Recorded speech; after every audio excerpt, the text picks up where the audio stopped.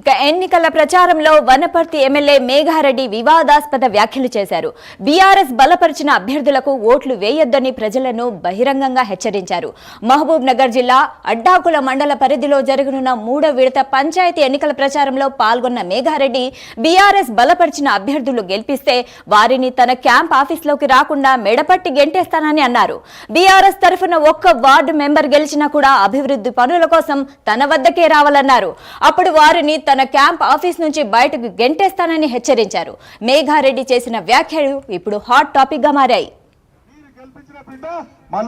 Ward member KCR అనుకున్న ఒక మాట ఒకవేళ వేస్తే వాడు గెలిస్తే ఆ కాగితం తీసుకొని ఆ గల్లీకి సీసీ రోడ్ కావాలన్నా, ఆ గల్లీకి డ్రైన్ కావాలన్నా, ఆ గల్లీకి రేషన్ కార్డు కావాలని లెటర్ తీసుకొని ఎవరి దగ్గరకు వస్తాడు? ఎవరి దగ్గరికి?